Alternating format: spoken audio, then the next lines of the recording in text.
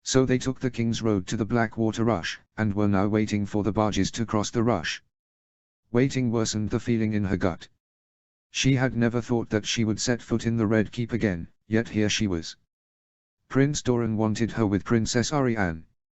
He commanded that she teach his daughter everything she knew about the Red Keep and the nature of the royal court.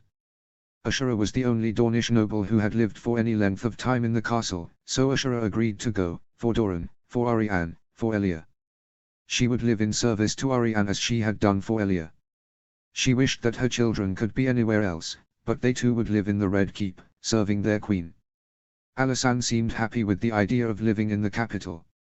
Ashura looked to where her daughter and son stood, laughing and milling about with their half-sisters, Elaria's girls, and Sansa's friend Jane.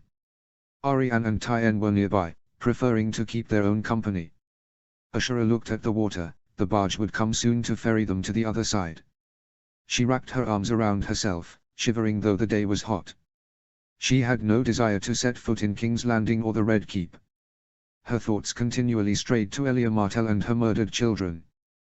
What if this new regime failed? Would the same fate befall herself? Her children? Ariane? She jumped at a gentle touch upon her arm. Turning, she saw her sister Illyria standing at her side. "Are you feeling well?" Ashura forced a grim smile. "I don't want to be here." Illyria leaned into her side and kissed her temple. "You can do this. I'm just glad that you are here with me." She laughed lightly. "How could I refuse the invitation of my lord husband to attend the wedding and coronation of our king and queen? Indeed, such events happen seldom in a lifetime." Illyria's eyes followed Ashura's stare, settled upon Princess Ariane. She took Ashura's hand in her own and squeezed.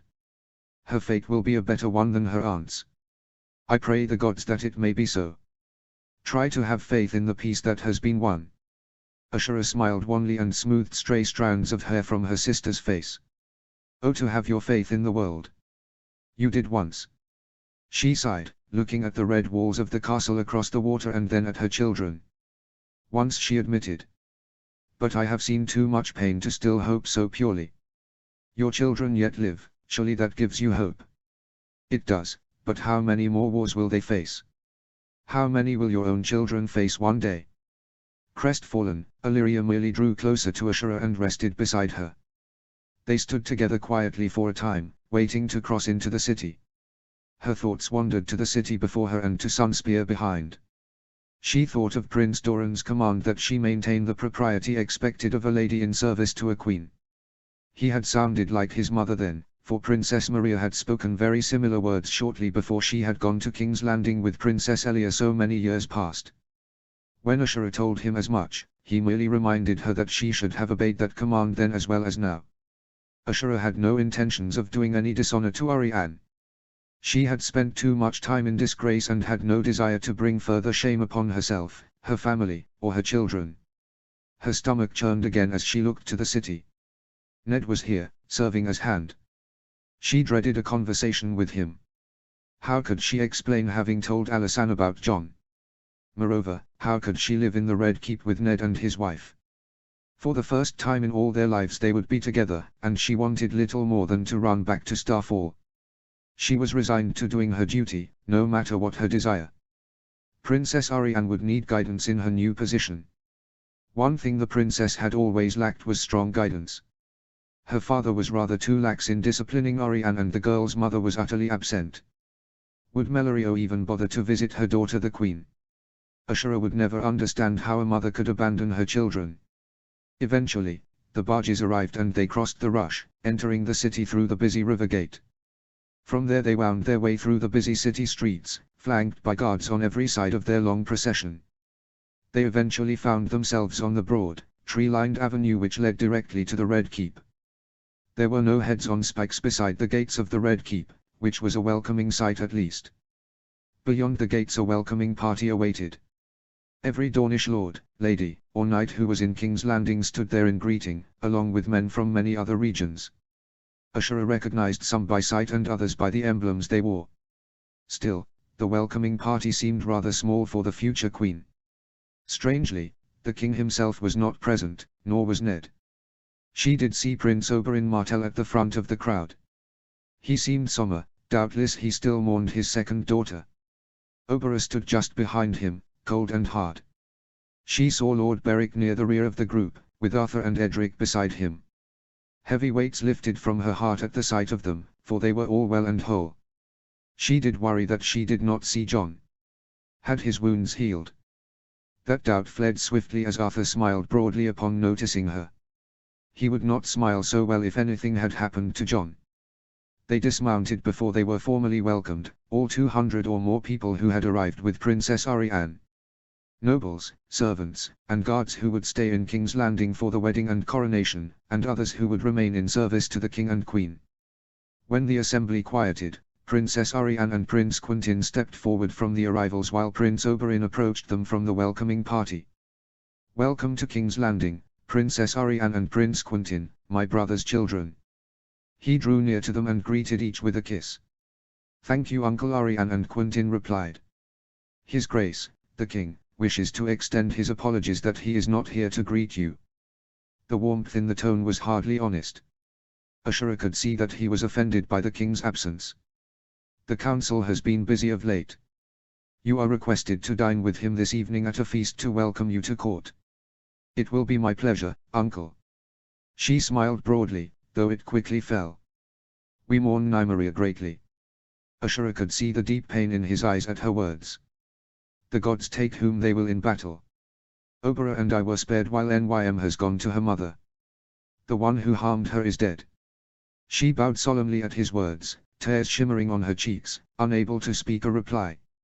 He beckoned for the Stark girls next, though his eyes looked to his daughters who stood between Ellaria and Ashura. Oberyn was never one for formalities, but this occasion was one of great purpose.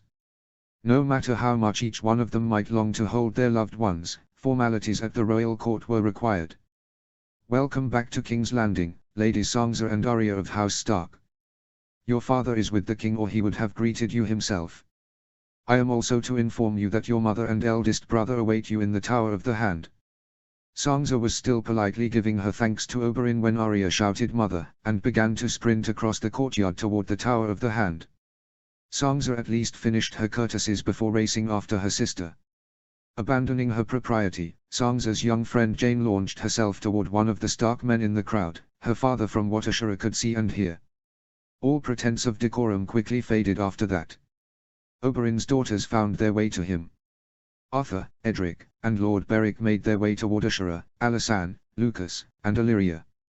Ashura wrapped her arms around her son and nephew, kissing them joyfully for their absence had been long and painful, but they were well and whole. Alysanne and Lucas joined their embrace while Illyria found herself wrapped in her husband's arms. When Ashura finally released Arthur, she held him at arm's length, examining his face. The light of youthfulness had died in his eyes. "My sweet son." She turned to Edric and gently held his chin, and saw there the same darkness. "And my brother's son. Would that you could have been spared the horrors of war." Arthur attempted a smile, but it was weak and joyless. "We did our duties, mother. Jon saved the king from death. And the king allowed us to witness the signing of the treaty," Edric added. "I am proud of you all and glad that you are safe." "Where is Jon?" "He is with the king," Arthur said. "He is part of the king's newly formed personal guard. The king also has the king's guard, but he doesn't have the positions all filled yet. A wonderful thing for your brother. There's more." Arthur's was excited. "We are to be knighted." "Oh, that's wonderful," Alysanne exclaimed.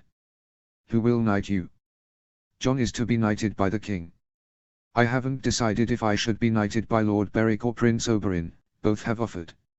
Ashura laughed lightly.